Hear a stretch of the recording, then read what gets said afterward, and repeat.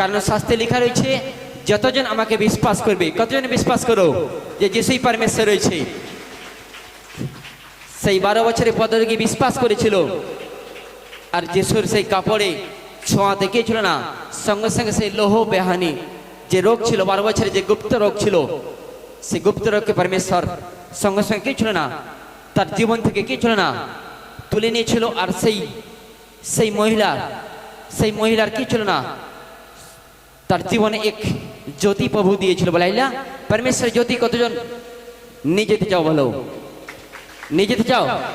আর প্রভুর জ্যোতিতে, যদি প্রভুর জ্যোতি পেতে চাও, যে প্রভু তোমার জ্যোতি আমার জীবনে চাই, তাহলে কি হবে, সেই জ্যোতির সঙ্গে কি হবে, কানেকশন রাখতে হবে। বলাইলা আর যখন সেই জ্যোতি কোথায় রয়েছে, এই জীবিত মণ্ডলীতে রয়েছে, জিন্দা খোদা উপস্থিত রয়েছে। যারা আসে তারা পরিত্রাণ পেয়ে যায়, তারা উদ্ধার পেয়ে যায়, কারণ পরমেশ্বরের সামর্থ্য, পরমেশ্বরের পবিত্র আত্মা এখানে রয়েছে। আর পরমেশ্বর তার অভিষেক সামর্থ্যের দ্বারা কি হয়, বন্ধন খুলে। বলা হালেলুয়া। যারা বিশ্বাস করছো প্রভু তাদের জীবনে বন্ধন খুলে দিচ্ছে। বলা আমেন। জোর একবার পরমেশ্বর মহিমা করবো।